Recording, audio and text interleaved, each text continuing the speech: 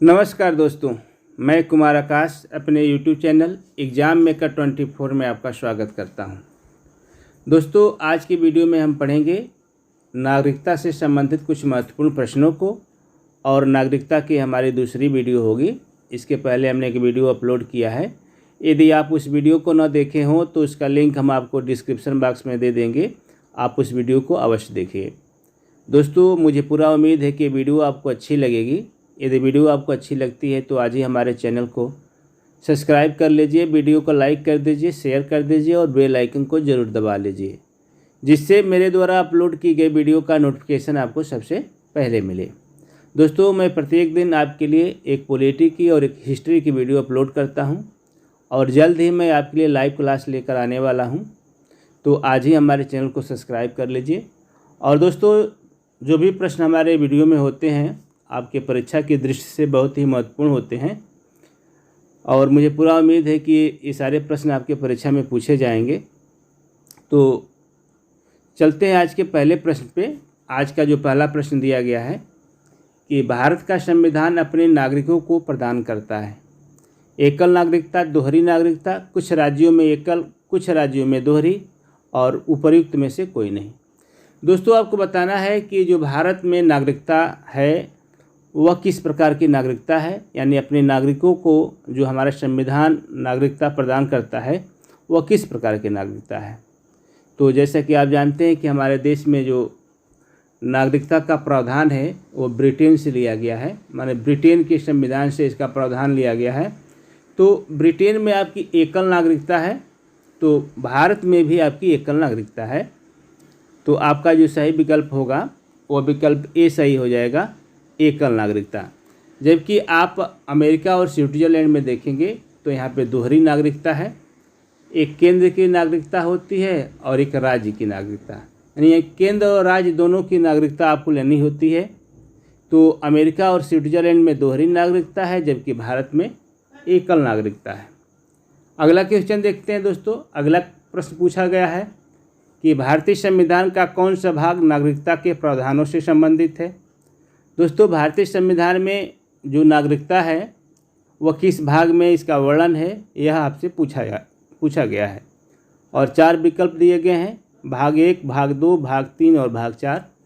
दोस्तों, भाग 1 में आपका संघ और राज्य क्षेत्र का वर्णन है, संघ और राज्य क्षेत्र का वर्णन है, जबकि भाग 2 में आपकी नागरिकता है। नागरिकता आपकी 5 से लेकर 11 तक के अनुच्छेद इसमें है और भाग 2 में है। जबकि भाग 3 में आप देखेंगे तो भाग 3 में आपकी फंडामेंटल राइट यानी मौलिक अधिकार हैं 12 से लेके 35 तक, जबकि भाग 4 आपका 36 से लेकर 51 तक के अनुच्छेद डीपीएसपी है। तो आपका जो इसमें सही आंसर होगा दोस्तों वह हो जाएगा विकल्प बी, भाग 2 इसका सही आंसर हो जाएगा। और अगला क्वेश्चन दिया है दोस्तों कि नागरिकता के अंत या समाप्ति के संबंध में कौन सा कथन सत्य कथन है। 4 कथन दिए गए हैं, आपको बताना है कि इसमें से कौन सा कथन सत्य है। जो पहला कथन कह रहा है कि यदि व्यक्ति दूसरे देश की नागरिकता ले ले तो उसकी नागरिकता समाप्त हो जाएगी। और दूसरा जो कथन है कि व्यक्ति स्वयं नागरिकता का परित्याग कर दे। और तीसरा है कि सरकार के द्वारा नागरिकता छीन ली जाए या गलत तरीके से नागरिकता प्राप्त की गई हो। तो आपको बताना है कि नागरिकता के अंत या समाप्ति के संबंध में कौन सा कथन सत्य कथन है। दोस्तों, जो पहला कथन कह रहा है कि यदि व्यक्ति दूसरे देश की नागरिकता ले ले तो उसकी नागरिकता समाप्त हो जाती है, तो बिल्कुल सत्य है दोस्तों। यदि आप भारत के नागरिक हैं और अमेरिका में जाके आप बस गए और वहाँ की नागरिकता ले लिए तो आपकी भारत की नागरिकता समाप्त हो जाती है। जबकि दूसरा कथन कर रहा है कि व्यक्ति स्वयं नागरिकता का परित्याग कर दे। दोस्तों, यदि कोई व्यक्ति अपनी नागरिकता का परित्याग करना चाहे तो कर सकता है, जब परित्याग कर देगा तो उसकी नागरिकता समाप्त हो जाएगी। और तीसरा जो कथन है कि सरकार के द्वारा नागरिकता छीन ली जाए। दोस्तों, यदि सरकार चाहे तो आपकी नागरिकता को छीन सकती है अनुच्छेद 10 के तहत, यानी अनुच्छेद 10 में यह प्रावधान दिया गया है कि संसद आपके नागरिकता को छीनने संबंधी कानून बना सकती है। तो आपका तीसरा भी आपका कथन सत्य है। तो दोस्तों जो सरकार आपकी नागरिकता छीनती है तो उसका क्या आधार होता है? तो उसका आधार यह होता है कि आप यदि संविधान के विरुद्ध कोई कार्य कर रहे हो, या हमारे देश से किसी देश में युद्ध हो रहा हो और आप शत्रु देश से मिल गए हों, या आप लगातार 7 वर्षों से हमारे देश से बाहर रह रहे हों, तब भी आपसे सरकार नागरिकता छीन सकती है। या आपने जो नागरिकता हमारे देश की प्राप्त की है वह गलत तरीके से प्राप्त की है, तब भी सरकार आपकी नागरिकता को छीन सकती है। तो आपका इसमें चारों विकल्प आपके सही विकल्प हैं नागरिकता के समाप्ति से संबंध में। तो इसमें जो सही आंसर होगा दोस्तों वह आपका विकल्प डी सही हो जाएगा, 1 2 3 4। नेक्स्ट क्वेश्चन देखते हैं दोस्तों। अगला क्वेश्चन दिया गया है नॉन रेजिडेंट इंडियन NRI, जिसको हम अप्रवासी भारतीय बोलते हैं, के संबंध में सही कथन है। तो यदि आप अप्रवासी हैं तो उसके संबंध में क्या क्या आपको फॉलो करना पड़ेगा कि आप अप्रवासी कहलाएंगे। तो उसी के संबंध में 3 कथन दिए गए हैं, आपको बताना है कि जो व्यक्ति 182 दिनों से अधिक भारत से बाहर रह रहा हो। दोस्तों यदि कोई व्यक्ति भारत से बाहर आउटसाइड ऑफ इंडिया 182 दिनों से भारत रह रहा हो, यानी 1 साल में वह 6 माह से अधिक दिनों तक यदि वह भारत से बाहर रहेगा तो वह NRI कहलाएगा। यह बात बिल्कुल सत्य है, तो आपका पहला कथन सत्य हो जाएगा। जबकि दूसरा कह रहा है कि भारत सरकार द्वारा नियुक्त व्यक्ति जो UN अथवा अन्य देशों में नियुक्त हो वह NRI की श्रेणी में नहीं आता है। दोस्तों भारत सरकार द्वारा यदि कोई व्यक्ति UN में यानी यूनाइटेड नेशन में या अन्य किसी देश में नियुक्त हो, जैसे हमारे देश के जो राजदूत होते हैं, तो यदि वह अन्य देश में उनकी नियुक्ति हुई हो तो वह NRI की श्रेणी में नहीं आते हैं, यह कथन कहा गया है। तो क्या यह कथन सत्य है कि गलत है? तो दोस्तों यह कथन गलत होगा।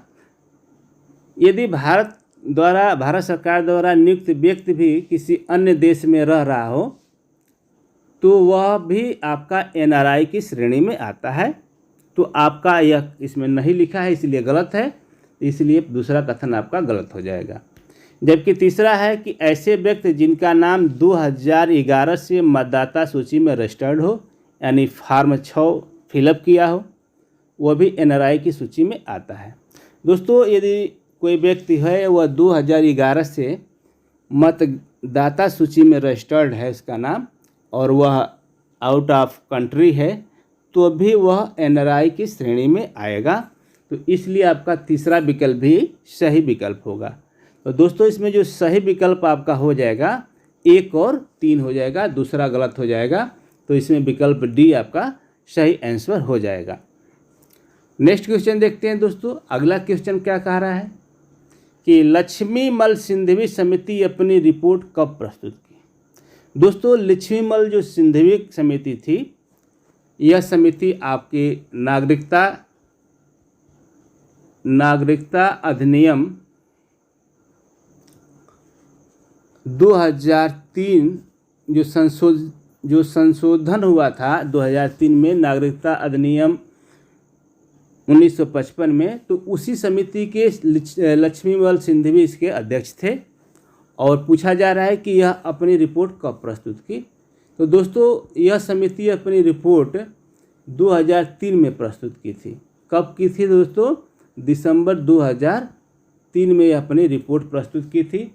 और इस समिति ने कुछ सिफारिश की थी कि जो विदेश में बसे हुए भारतीय मूल के लोग हैं उनको कुछ सीमित अधिकार दिया गया था भारतीय नागरिकता प्राप्त करने के लिए, और इसको हम OCI के नाम से माने OCI बोला गया, ओवरसीज सिटीजनशिप ऑफ इंडिया कहा गया, ओवरसीज सिटीजनशिप ऑफ इंडिया बोला गया। और उसमें कुछ अधिकार दिए गए विदेशी लोगों को जो हमारे मूल के थे। तो दोस्तों यह व्यवस्था 16 देशों में लागू की गई, 16 देशों के लिए लागू की गई थी। और इसमें वोट देने के अधिकार को छोड़कर, मानो वोटिंग राइट नहीं दिया गया था, और उन्हें कोई संवैधानिक पद नहीं दिया गया था। और इसमें जो अनुच्छेद 16 में आपके जो समानता के अधिकार हैं उनको छोड़कर भारत में इनको आने जाने के लिए बिना पासपोर्ट के और बिना वीज़ा के ये 16 देशों के लोग आ जा सकते हैं। तो यह लक्ष्मीमल सिंघवी ने अपनी रिपोर्ट में ऐसी बात कही थी। तो इसमें जो सही विकल्प होगा, विकल्प ए सही हो जाएगा। नेक्स्ट क्वेश्चन है दोस्तों कि person of Indian origin, person of Indian origin ये आपका PIO होगा। क्या होगा दोस्तों? PIO। PIO के संबंध में निम्न कथनों पे विचार कीजिए। दोस्तों जो PIO है, पर्सन ऑफ इंडियन ओरिजिन, तो हमारे देश के जो प्रवासी लोग हैं उनके सम्मान में कुछ नियम बनाए गए। तो उसी से संबंधित कुछ कथन है, आपको बताना है कि कौन से कथन इसमें सही कथन होंगे। तो PIO इसको पढ़िएगा, POI नहीं। तो ऐसे व्यक्ति जिनके पूर्वज कभी भारत के नागरिक रहे हो या उनके पास कभी भारतीय पासपोर्ट रहा हो, वह PIO की श्रेणी में आते हैं। दोस्तों ऐसे व्यक्ति कभी हमारे देश के पूर्वज रहे हो या उनके पास कभी भारतीय पासपोर्ट रहा हो 1935 से पहले, 1935 के पहले हमारे पूर्वज रहे हो या उनके पास कभी भारतीय पासपोर्ट रहा हो, वह PIO के श्रेणी में आते हैं। यह बात बिल्कुल सत्य है। और दूसरा कथन है कि PIO कार्ड पाकिस्तान, श्रीलंका, नेपाल, भूटान, अफगानिस्तान, चीन के लोगों को भी जारी किया जा सकता है। दोस्तों जो PIO कार्ड है वह पाकिस्तान, श्रीलंका, नेपाल, भूटान, अफगानिस्तान, चीन के लोगों को जारी नहीं किया जाता है। यह बात आप जान लीजिए कि जो PIO है इन देशों के लिए लागू नहीं होता, यह कार्ड इनके लिए जारी नहीं होता है। जबकि 16 देश की जो लिस्ट है उन्हीं से इनका वो उसी देश के लोगों के लिए जारी होता है। तो आपका जो दूसरा कथन है दोस्तों वह गलत हो जाएगा, ये दूसरा कथन आपका गलत हो जाएगा। जबकि तीसरा कथन कह रहा है कि 2015 में PIO और OCI कार्डों को आपस में विलय कर दिया गया और PIO को ख़त्म करके OCI कार्ड दिया गया। तो दोस्तों जो 2015 में नागरिक अधिनियम 2015 आया था, नागरिकता अधिनियम 2015, तो उसी में PIO को समाप्त कर दिया गया था और एक ही कार्ड देने का निर्णय लिया गया था।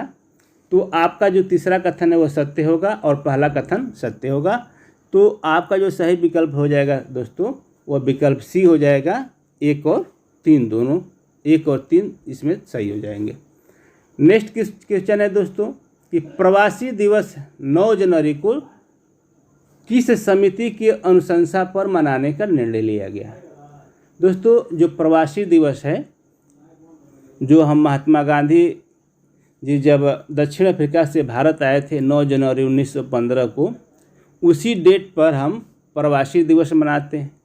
तो आपसे पूछा गया है कि यह जो दिवस है इसको मनाने का जो अनुशंसा था वह किस समिति द्वारा किया गया था? तो 4 विकल्प दिए गए हैं, लक्ष्मीमल सिंघवी 2003 और नागरिकता संशोधन अधिनियम 2015 और 2019 और 1986 में। तो आपको बताना है कौन सी इसमें सही हो जाएगा। तो दोस्तों इसमें जो सही आंसर होगा वो होगा लक्ष्मीमल सिंघवी 2003। लक्ष्मीमल सिंघवी 2003 की जो रिपोर्ट आई थी उसी में आपको प्रवासी दिवस मनाने की अनुशंसा की गई थी। तो इसमें जो सही विकल्प होगा आपका विकल्प ए सही हो जाएगा। लक्ष्मीमल सिंघवी समिति 2003 सही आंसर हो जाएगा। नेक्स्ट है दोस्तों कि नागरिकता जो संशोधित नागरिकता अधिनियम 2019 बना था उसी के संबंध में आपको विचार करना है। आपको बताना है कि कौन से कथन इसमें सही कथन होंगे।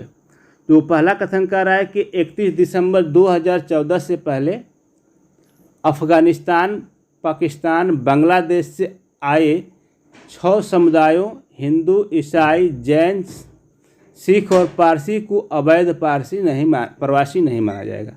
दोस्तों हमारे देश में जो प्रवासी लोग आके बस गए हैं तो उन्हीं के संबंध में नागरिकता से संबंधित एक कानून बना 2019 में, और इसमें कहा गया कि 31 दिसंबर 2014 से पहले यदि कोई व्यक्ति अफ़गानिस्तान का हो, पाकिस्तान का हो और बांग्लादेश का हो और उसका जो धर्म है वह हिंदू हो या ईसाई हो या जैन हो या सिख हो और पारसी हो, यदि वह भारत में रह रहा हो तो उसको अवैध नहीं माना जाएगा। क्या नहीं माना जाएगा? अवैध। दोस्तों, इसमें मुस्लिमों की संख्या नहीं, मुस्लिमों का नाम नहीं दिया गया है, क्योंकि इन देशों में जो मुसलमान हैं वह अल्पसंख्यक नहीं है। यहाँ पे अल्पसंख्यकों की बात की गई थी कि जो अल्पसंख्यक लोग हैं अन्य देशों यानी पाकिस्तान, अफ़गानिस्तान और बांग्लादेश में, तो इनके जो अल्पसंख्यक हैं यदि वो 31 दिसंबर 2014 से पहले भारत आ गए हैं तो उनको हम अवैध प्रवासी नहीं मानेंगे। तो यह बात बिल्कुल सत्य है, यह बात कही गई थी। जबकि दूसरा कथन है, इनके लिए देशीकरण की अवधि को 11 वर्ष से घटाकर 5 वर्ष कर दी गई। दोस्तों, जो पहले देशीकरण की अवधि थी वह 11 वर्ष थी कि आप भारत में 11 वर्ष रह चुके हों, लेकिन अब इसको घटाकर इसी अधिनियम द्वारा 5 वर्ष कर दी गई कि यदि आप रजिस्ट्रेशन के लिए आवेदन करते हैं तो आप इस देश में 5 वर्ष पूर्व से रह रहे हों। जबकि तीसरा कथन है कि इनके प्रावधानों को सभी राज्यों में लागू किया गया। तो दोस्तों, जो तीसरा कथन कह रहा है कि इनके प्रावधानों को सभी राज्यों में लागू किया गया, यह गलत कथन है, क्योंकि यह जो प्रावधान है दोस्तों, यह प्रावधान असम कहाँ पे? असम में, मेघालय, मिजोरम और त्रिपुरा में लागू नहीं होता है। असम, मेघालय, मिजोरम और त्रिपुरा में लागू नहीं होता है। तो ये वाला कथन आपका लास्ट वाला गलत हो जाएगा, जबकि ये दोनों कथन आपके सही कथन हो जाएंगे। तो इसमें जो सही आंसर होगा दोस्तों वो आपका विकल्प बी हो जाएगा, 1 और 2। अगला क्वेश्चन है दोस्तों कि निम्नलिखित में से भारतीय संविधान में कौन सा नागरिकता का आधार है? दोस्तों, जैसा कि आप जानते हैं कि नागरिकता का जो आधार होता है वो 5 प्रकार से हमारे देश की नागरिकता ली जा सकती है। एक जन्म के आधार पर, एक वंश परंपरा के आधार पर, एक रजिस्ट्रेशन के आधार पे और एक देशीकरण के आधार पर और एक भूमि अर्जन के आधार पर। यदि किसी दूसरे देश के भूभाग को हम अर्जित करते हैं तो उस भूभाग पर रहने वाले जो लोग होंगे वह भारत के नागरिक होंगे। तो आपसे पूछा गया है कि इसमें से नागरिकता का जो आधार है वो क्या है? तो जो पहला है इतिहास से प्रमाणित उद्भव का आधार, जबकि दूसरा है भौगोलिक आधारित उत्पत्ति और जन्मा और भारतीय संस्कृति की स्वीकृति और संविधान प्रारंभ होने का आधार। तो दोस्तों, इसमें जो सही आंसर होगा आपका वो होगा आपका भौगोलिक आधारित उत्पत्ति। यदि हमारा भौगोलिक आधार यह कहता है कि हमारा जो भारत है यहाँ से लेके यहाँ तक है, तो इस देश के इस पूरे यह देश हमारा है तो इसमें रहने वाले सारे लोग भारतीय होंगे। तो भौगोलिक आधार की उत्पत्ति पर नागरिकता का आधार होता है। तो इसमें जो सही कथन विकल्प होगा दोस्तों वो विकल्प बी सही हो जाएगा। तो दोस्तों, आज की वीडियो में बस इतना ही। यदि वीडियो आपको अच्छी लगी हो तो आज ही हमारे चैनल को सब्सक्राइब कर लीजिए, वीडियो को लाइक कर दीजिए, शेयर कर दीजिए और बेल आइकन जरूर दबा लीजिए, जिससे मेरे द्वारा अपलोड की गई वीडियो का नोटिफिकेशन आपको सबसे पहले मिले। दोस्तों, मिलते हैं अगले वीडियो में, तब तक के लिए नमस्कार, जय हिंद।